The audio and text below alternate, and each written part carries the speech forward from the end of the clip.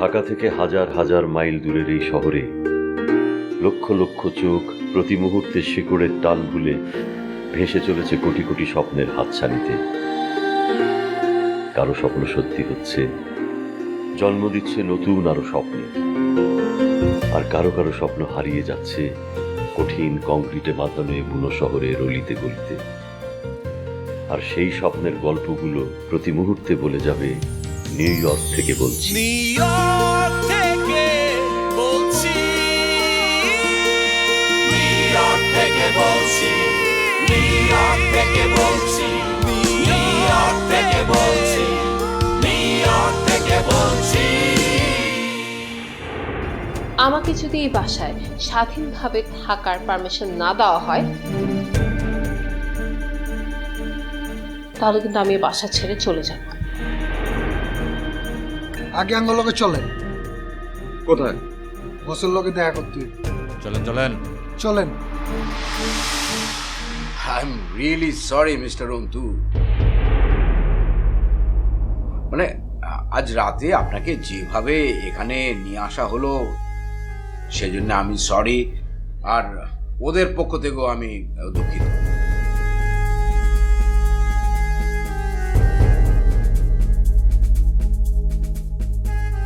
আসলে ওদেরকে দোষ দেয়া যায় না, মানে আমি যা চাই সবসময় ওরা সেটা করার জন্য একদম রেডি থাকে।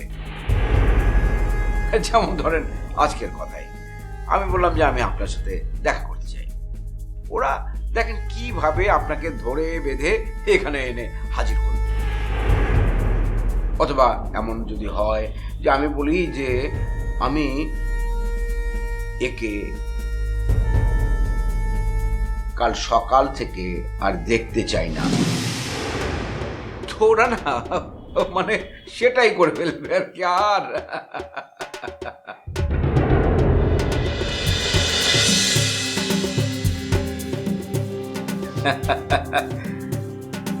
এনিওয়ে, কি নেবেন? চা কফি, নাকি সন্ধ্যার পরে আমার মতো আবার আপনার কোনো ধরনের বদ অভ্যাস আছে যে চা কফি এগুলো কোনো কিছু আপনি গ্রহণ করেন না, শুধু একটি মাত্র জিনিস ছাড়া? অভ্যেস অনেক কিছু আছে, তবে বদ অভ্যেস কোনোটাই নেই। আর আমাকে আপ্যায়ন করার জন্য নিশ্চয়ই এখানে রাখেননি, যে কারণে এনেছেন সেটা বলুন। দেখুন মিস্টার অন্তু, আমি জানি আপনাকে কেন এখানে ডেকে আনা হয়েছে, সেটা আপনি খুব ভালো করেই জানেন। সুতরাং আমি আর কোনো ধরনের ভনিতা করতে চাচ্ছি না, আমি সরাসরি আপনাকে কথাটা বলি। সেটা হচ্ছে আপনার কফি বারের যে জায়গাটা, সেই জায়গাটা আমি কিনতে চাই আপনার কাছ থেকে। বাজার মূল্য যা আছে তার সাথে বেশি মূল্য আমি আপনাকে দিতে প্রস্তুত আছি। এখন আপনি যদি রাজি হন তাহলে সবার জন্য সেটা মঙ্গল হবে, কারণ আপনার কোনো ঝামেলা হোক সেটা আমি যেমন চাই না, আর আপনার জন্য আমার কোনো ঝামেলা হোক সেটা আপনি নিশ্চয় চাইবেন না। ঠিক বলেছেন, আমার কোনো ঝামেলা হোক সেটা আমি চাই না।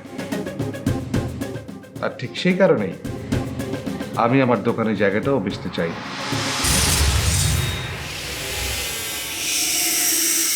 I am sorry.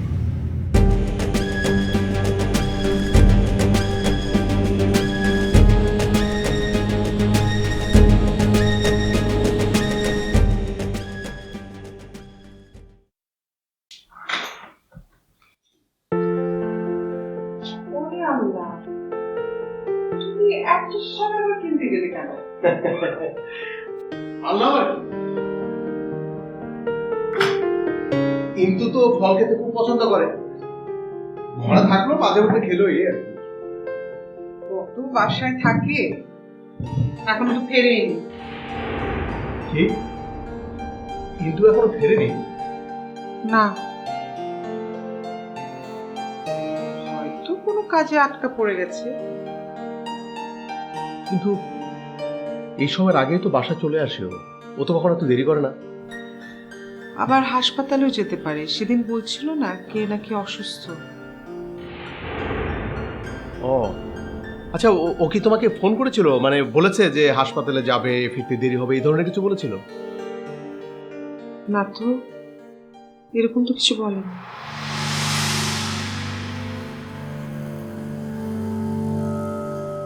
তাহলে দেরি হবে কেন? ও তো সাধারণত দেরি হলে তোমাকে ফোন করে জানিয়ে দেয়। আচ্ছা, তুমি কল করে দেখো তো কোথায় আছে। করছি।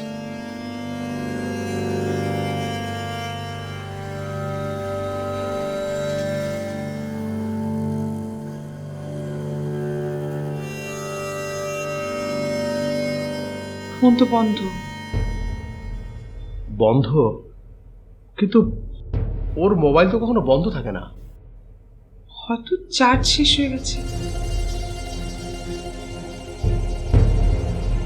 তুমি একটা কাজ করো, ওই রুস্তমকে ফোন করো, দেখো তো দোকানে আছে কিনা। করি।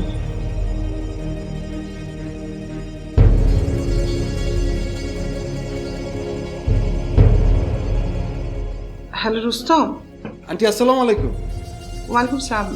আচ্ছা, ভাইয়া কি দোকানেই আছে নাকি বেরিয়ে গেছে? না তো, বড় ভাইয়া তো সেই কখন বের হয়ে গেছে। ও আচ্ছা, কোথায় গেছি কিছু বলেছে? না, কইলো তো বাসায় চলে যাচ্ছে, কিন্তু বড় ভাই বাসায় যায় না এখনো। না, এখনো তো ফেরেনি। ও আচ্ছা, আমি বড় ভাইকে কল করে দেখতেছি, আপনাকে জানাইতেছি আমি। আমি ফোন করেছিলাম, মোবাইল তো বন্ধ। আচ্ছা, ওর মোবাইলের কি চার্জ শেষ হয়ে গেছিল? না না, বড় ভাই বের হওয়ার আগে তো তার মোবাইল চার্জে লাগানো ছিল। ও তাই নাকি? আচ্ছা ঠিক আছে, আমি রাখছি। আচ্ছা ঠিক আছে। খোদার। কি বললো? বললো বের হচ্ছে তো বেশ কিছুক্ষণ আগে, বাসার দিকে আসছে, এটাও বলেছে। তাই নাকি? তাহলে ছেলেটা গেল কোথায়?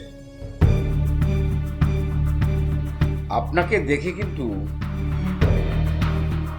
বোকা মানুষ বলে মনে হয় না, যথেষ্ট বুদ্ধিদীপ্ত চেহারা আপনার। আর আপনি খুব ভালো করেই বুঝতে পারছেন যে সুযোগ কিন্তু পূর্ণিমার চাঁদের মতো প্রত্যেক মাসে একবার করে দেখা দেয় না। সুযোগ জীবনে একবার দুবারই আসে, এবং সেটাকে একদম সদ্ব্যবহার করা উচিত। দেখুন মিস্টার অন্তু, আপনার প্লটটার জন্য আমি যে শুধু আপনাকে উচ্চ মূল্য দেব বাজারের চাইতে, শুধু সেটাই না, যে মাল্টি কমপ্লেক্সটা হবে সে সুপার শপিং মলের ভেতরে কফি শপের জন্য একটি জায়গা বরাদ্দ থাকবে। আমি আপনাদের কথা দিলাম।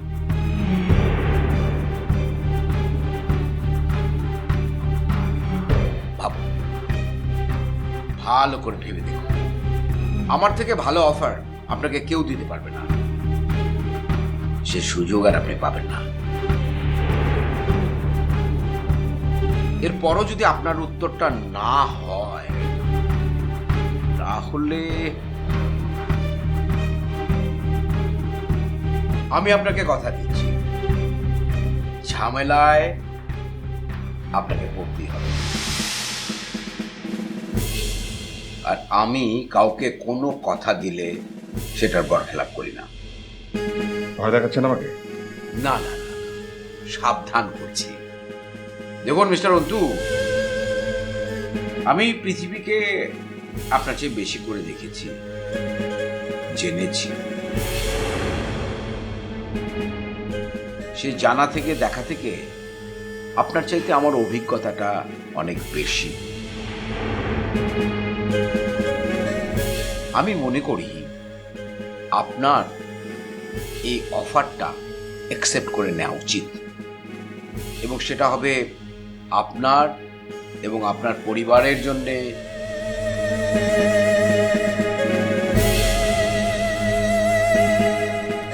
মঙ্গলময়। আমি কখনো ভুল কিছু করি না বা বলি না, ট্রাস্ট মি। ভুল আপনিও করেন। আপনি শুরু থেকে আমাকে অন্তু নামে ডাকছেন। আমার নাম অন্তু না, কিন্তু এটা আপনার প্রথম ভুল। আর ভয় দেখিয়ে আমার কাছ থেকে আপনি জায়গাটা কিনে নিতে পারবেন এমন ধারণা করাটা আপনার দ্বিতীয় ভুল।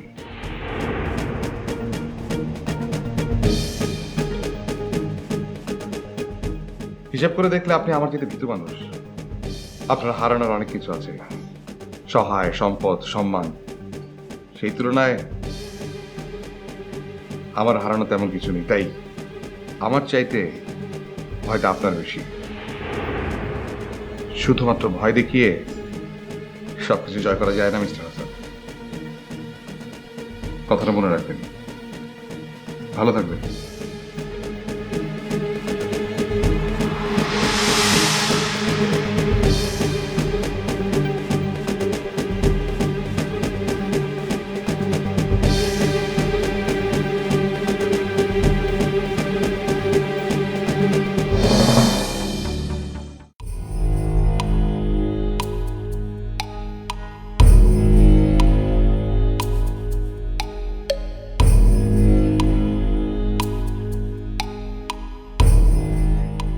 আচ্ছা, তুমি টেনশনটা কম করে একটু শান্ত হয়ে বসো তো। তোমার এই পায়চারি করা দেখে তো আমার টেনশন বেড়ে যাচ্ছে।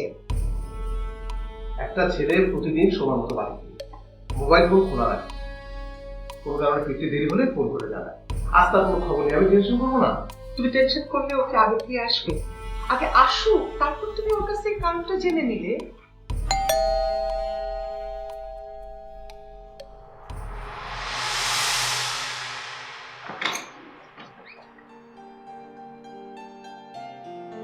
কি রে, কোথায় ছিলি? তোরা তো দেরি হলো কেন?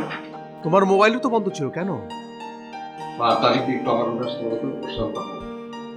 তারিখে নিয়ে তোর সাথে আমার কিছু কথা আছে। মেয়েটা তো একেবারে আমি জানি ওসব কথা বাদ করতে দরকার নেই। আর নিজের ভালো মন্দ বোঝার মতো বড় এখনো হয়ে ওঠে। ওটুকু আসতে বলে আমি বুঝে নিচ্ছি।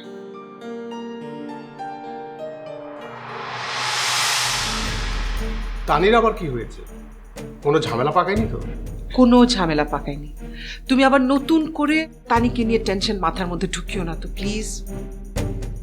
আরে কি হয়েছে বলবে তো? গতকাল দেখলাম পায়ের জুতো হাতায় নিয়ে ঘরে ঢুকলো, আজ গট করে তোমার আমার সামনে দিয়ে নিজের ঘরে চলে গেল। নিশ্চয়ই কিছু একটা হয়েছে যেটা তুমি জানো, ইন্তু জানে, অথচ আমি কিছুই জানি না। জানার মতো না তাই জানো না, জানার মতো হলে অবশ্যই জানবে। শান্ত হতো প্লিজ, খালি টেনশন আর টেনশন।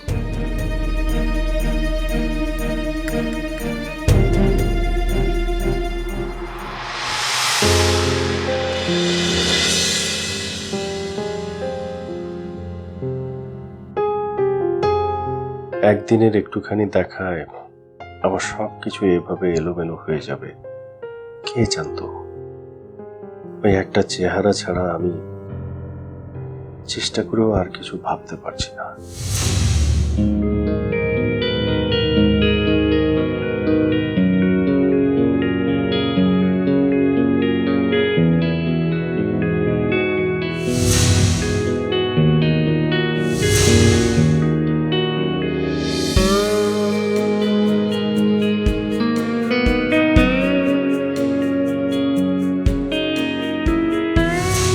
বারবার শুধু ওই এক হাসি মুখ দেখতে ইচ্ছে করছে।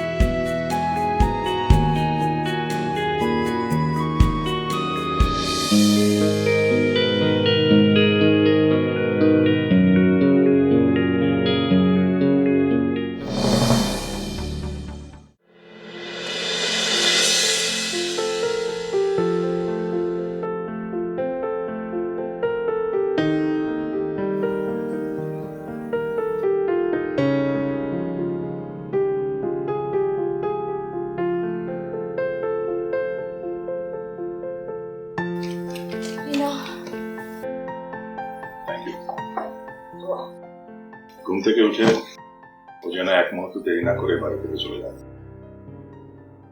নিজের কথা বলছি, বুঝতে পারছো তো? বুঝতে পেরেছি বাবা, ও চলে যাবে, এক রাতের জন্য তো থাকতে এসেছে। আহা, তুমি এখনো বুঝতে পারছো না, ও এক রাতের কথা বলে এই বাড়িতে আবার ঢুকেছে। ও এই এলাকায় কি করছে, কি মতলব এসেছে, না তুমি জানো না আমি জানি। বুঝলাম তো বাবা, ও ঘুম থেকে উঠার পরে ওকে বলবো ভাই তুমি এখন চলে যাও, এক রাতের কথা বলেছো, রাতও শেষ, কথা শেষ। বুঝি?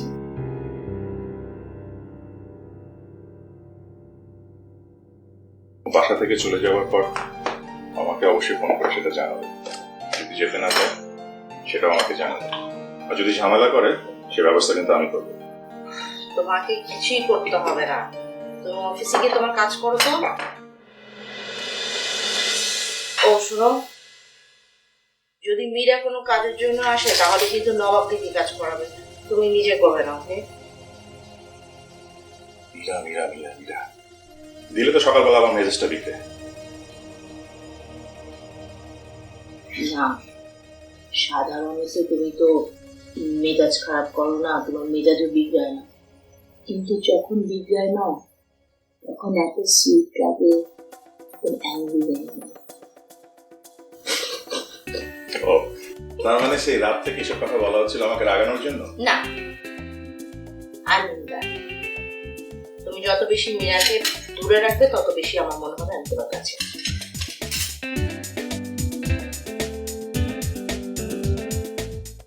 তোমাকে যেন কতটা কাছে রাখি এটা তুমি যদি বুঝতে, তবে সে কথা বলতে আমাকে কষ্ট দিত।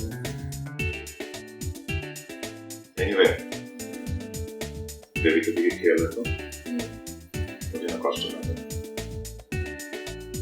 মেক শিওর নিজে যাতে এই বাড়ি থেকে আজ চলে যায়। তোমার অফিসে দেরি হয়ে যাচ্ছে, বাই।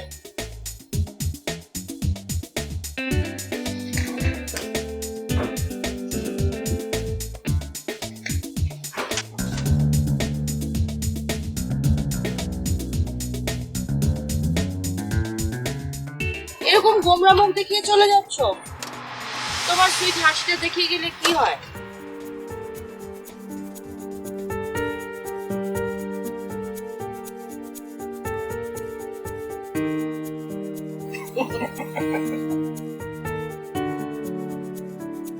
বাই। সাবধানে ড্রাইভ করো। Thank you.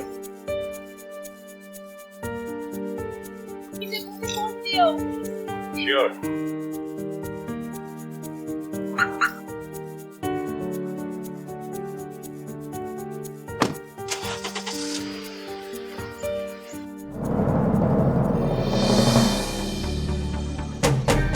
দদুর ভাইয়া, এদিকে দদুর ভাইয়া এই বাড়ির হ্যান্ড করছে, ত্যাগ করছে, এত প্রশংসা করছো, সে বাইরে কি করে তুমি জানো? তুমি না জেনে না বুঝে অন্ধকারকে তাকে ভালোবেসে যাচ্ছ, আর আমি সবকিছু জেনে ভালোবাসতে পারছি না, এই জন্য আমি খারাপ।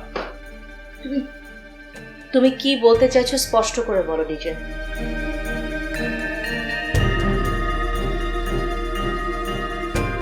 দদুর ভাইয়ের সাথে যে মীরা নামের একজনের সম্পর্ক আছে, তুমি কি সেটা জানো?